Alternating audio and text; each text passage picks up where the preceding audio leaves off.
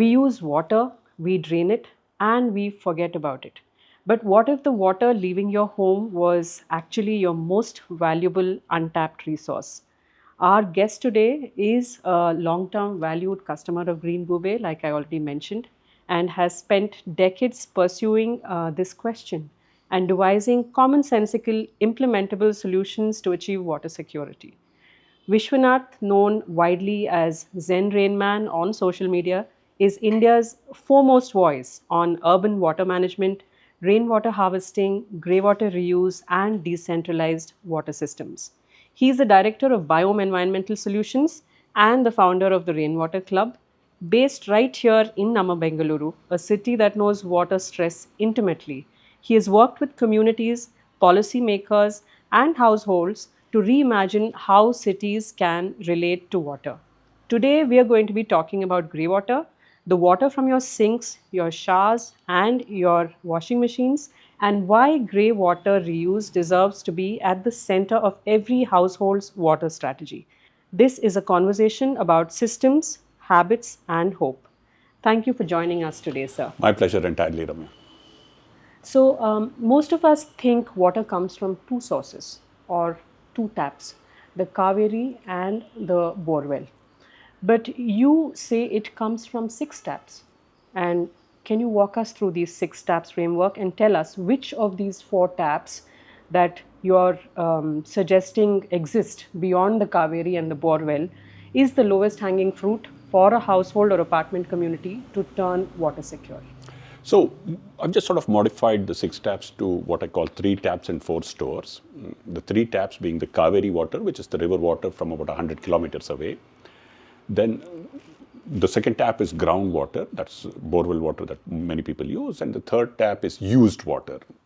Used water is the component of water which we consume in our house and then let out. So used water is grey water and black water. Black water from the toilets, grey water from the sinks, the showers, and the washing machines, right? So these are the three taps that we have. The four stores is soil moisture, lakes and wetlands, second store, aquifers, where we store the third one, and the fourth one is the artificial constructs we make, some tanks, ground level reservoirs and all. So we have to optimize the three taps and four stores, of which the third tap, which is used water, has an important component called grey water.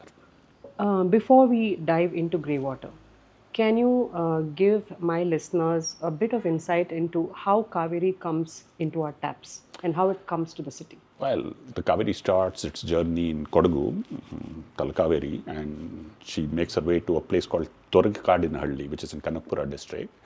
There it's sort of picked up by the Bangalore Water Supply and Sewerage Board and treated at the water treatment plant. And then through three stages, it's pumped up to the city.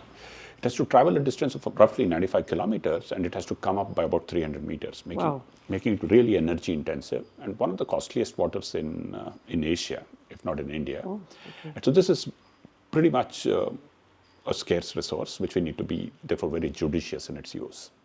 Which is why the reuse of grey water becomes all the more important in cities. The important characteristic of city consumption of water is that we don't evaporate it. We return it back to nature, though in a polluted form. So water comes to our house, we have a bath, we wash clothes, we do the dishes, it goes back to nature.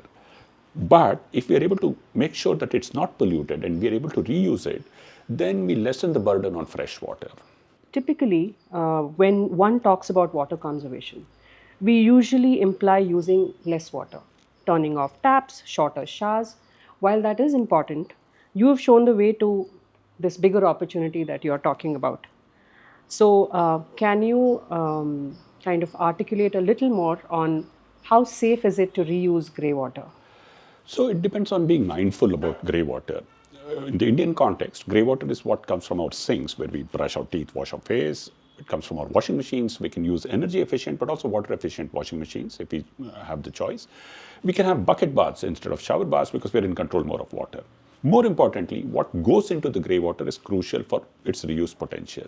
If we use too much of detergents and soaps, then grey water, if it is stored, starts to smell and starts to stink, right? Which is what I think you were mentioning when you were demonstrating the grey water reuse system. Absolutely. So therefore, we must go light in terms of the kind of chemicals that we use to wash our clothes, wash our dishes, wash our body itself.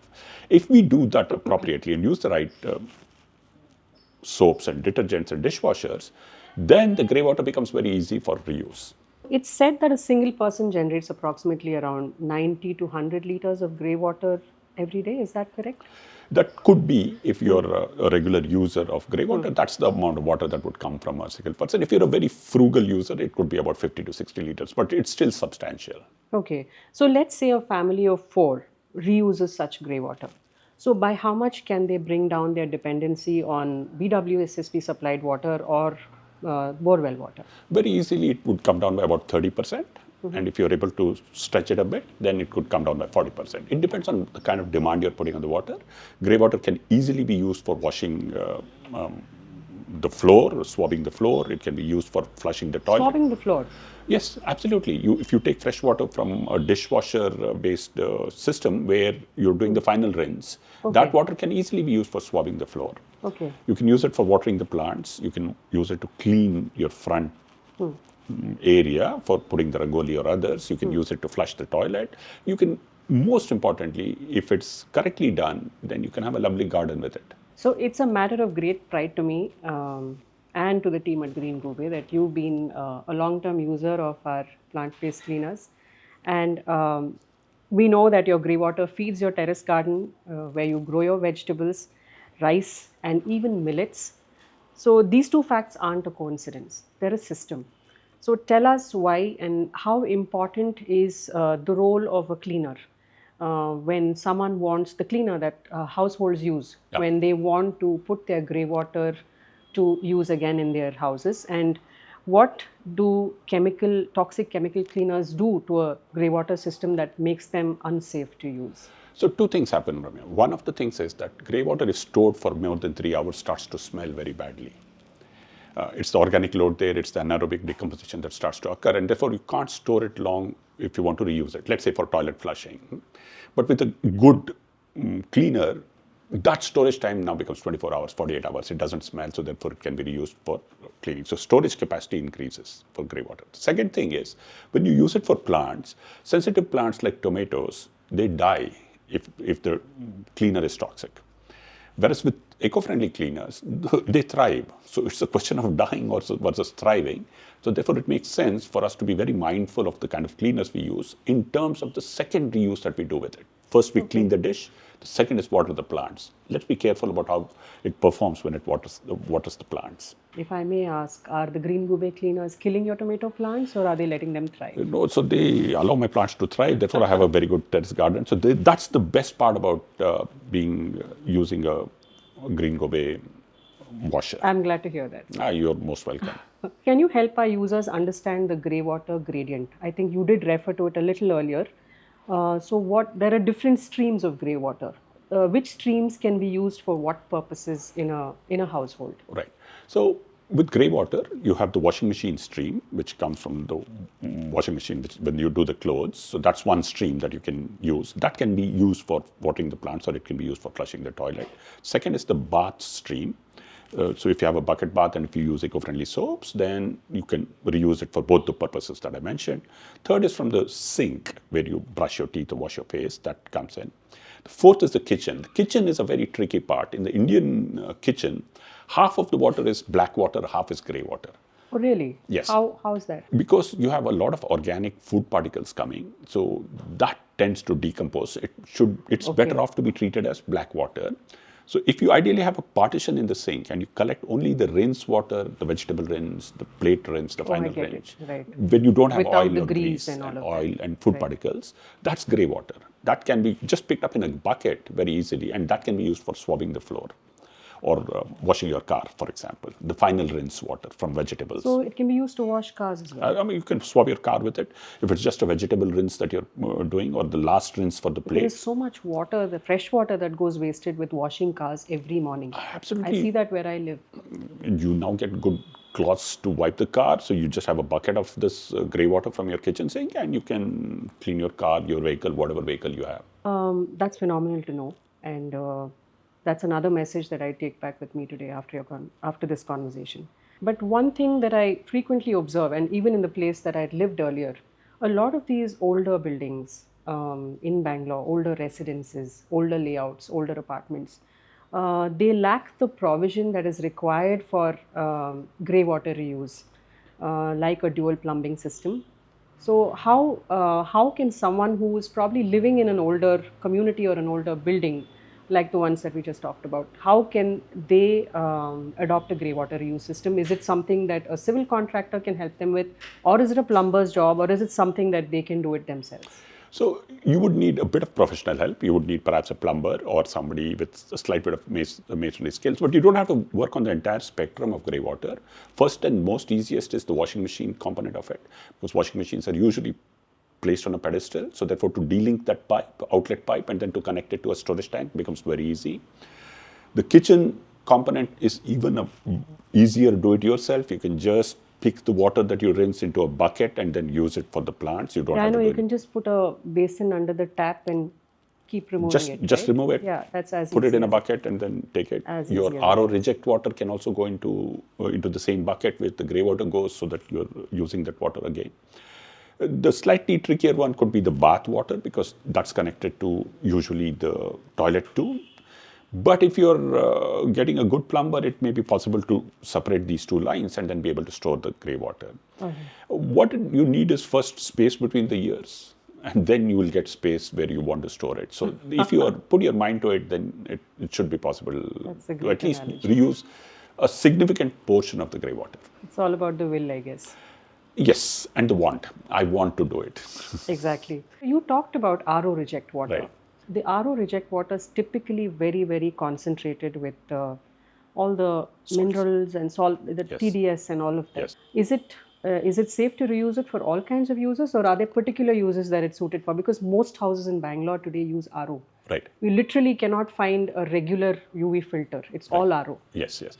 But things are changing. So as the Cauvery water supply increases and as more homes get Cauvery water, people should take a relook at their RO system, whether it's really necessary or not. That's something that you could be mindful about.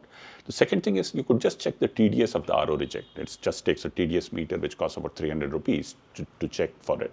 And then understand how high a salinity it's there. But then you can use it easily for the front wash, or you can use it for gardens to a certain extent. You shouldn't overdo it. You could use it for some time, and you can use it for toilet flushing very easily. We recently shifted to another house, and we had an aquaguard earlier. I'm sharing this because you mentioned that people really need to evaluate whether they need an RO system. Right. That's what we did. So we just went back to the old manual filter. So we just boil water, put it into the manual filter, and we use it. We refuse to install an RO because just the amount of water that goes waste because of that. People should be aware that if the TDS is less than 500, you really don't need an RO. You don't need an RO. You don't need an RO. A TDS of less than 500 does not It does not need need an an RO. RO. In That's a fact, great that water is good for your health because it has all the minerals and salts that you need. Right. You've helped a lot of communities in Bangalore with their water management. Are there one or two examples that you would like to discuss here that have really done a great job of making it all circular in terms of how they manage their water? And if there are communities that are even using the grey water system to grow plants, some examples would really be nice to listen to. So I'll mention one community, which is Century Saras. It's a set of apartments in Yelahanka.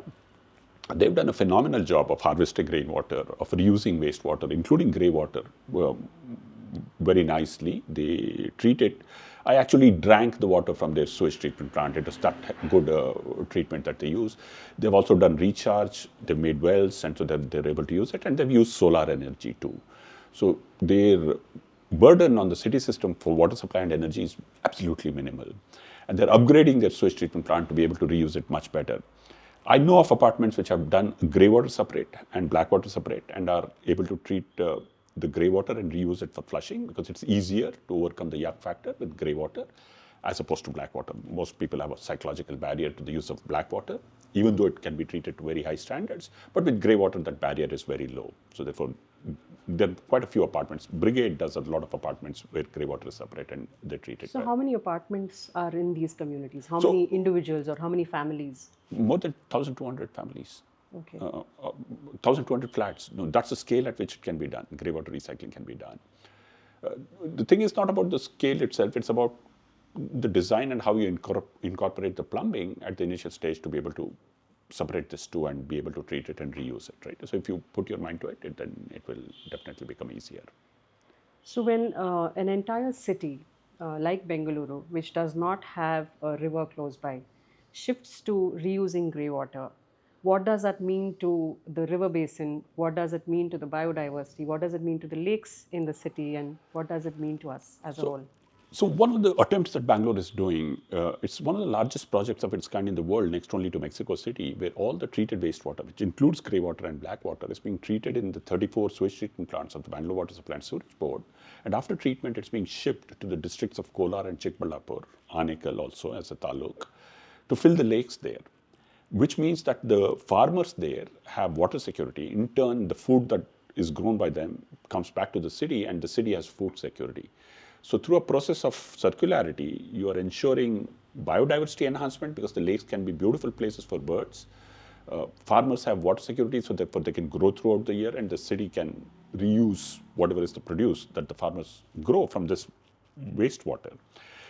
So now if you're imagining grey water alone, that can easily be recycled at a apartment level or at a gated community level or even an individual household level, and it will reduce the burden on the Cauvery, which is a significant reduction in terms of both energy and cost. Amazing. So this is happening right now? Right now, 300 lakes are being filled, more than 300, close to 400 lakes are being filled for the last 3-4 years, and the system is expanding very fast. We need to pay more attention to local contamination of the water in the lakes, but if we are able to get our act together, we have the technology for it. We can ensure prosperity not only for ourselves in the city, but also in the greater metropolitan area, in the districts also. So the city becomes actually a water and fertilizer factory. Instead of being a net consumer and a net polluter, it becomes a net generator of resources for the hinterland to use and bring back to the city. That's a great way to look at it. It's one of the things that we should be proud of as Bangaloreans. If we are able to make it bigger and better, we are better off as a society. Yeah, because the city is frequently beaten up as this guzzler of resources, right? What actually happens is that the Cauvery water does a pit stop for about 48 hours in the city and then it makes its journey to the lakes and to the farmers' fields. So that pit stop, if it is handled well in terms of treatment, reduces the burden that cities place on the hinterland. So, as an urban Indian society, an ancient civilization at that, how should we deal with water? So the thing with urban water use is it's something called non-consumptive. We discussed with it. It means that we take the water and we send it back as used water. So if we are able to capture the true ecological cost of water and invest in it, there should be no shortage from an urban perspective. Let's say I draw 100 liters of water from the Cauvery. I use it in my home. Then the city collects all the water, takes it to a sewage treatment plant, treats it to the same quantity and quality at which it was appropriated from the river Cauvery, releases it back to nature. There's no loss of water. About 10% may be lost or maximum 20% would be lost. So therefore, there's no pollution and there's no shortage of it as a resource. So if we're able to set our systems in place which do not pollute and which recycle the water and treat it to the quality that's required, we in urban India should not face any scarcity. So, all of this is very inspiring to probably people who are listening to us right now. But what does someone who's living on the 14th floor of an apartment community, um, how must they start something like this without having to depend on the apartment committee to do something? How can they start within their own flat or apartment? So one of the things is to be mindful of what they use, what chemicals they're putting into the water stream. So start by looking at your soaps, detergents, dishwashers, and clothes clothes washer, shift to being for it to become eco-friendly. It may not make an impact to you directly, but the waste stream that you send to the sewage treatment plant becomes much easier to handle and treat if you become eco-friendly there. Do not dump antibiotics and pharmaceutical waste into the water because that causes problems with bacterial growth there. So just be mindful about what chemicals you're using in your home. That is, I think, a phenomenal thought process for all of us to think of. I think when I asked you this question, what I was expecting was you'd probably give us a set of ideas on how they can, collect more water from their laundry or dishwash. But you talked about the sewage treatment system. Yes. So they needn't even do anything in their houses, but just by the switch of using sustainable cleaners or sustainable products in their households, they can make a difference at the STP level. They're making a difference to their own body. They're making a difference to society. They're making a difference to all our water bodies, our lakes, streams, and the capacity of the STP to treat the water. So just this one act of mindfulness will help society a lot. This was an insightful discussion and in many ways philosophical too. So I hope the listeners today will dive headlong into greywater reuse after listening to everything that you've talked about.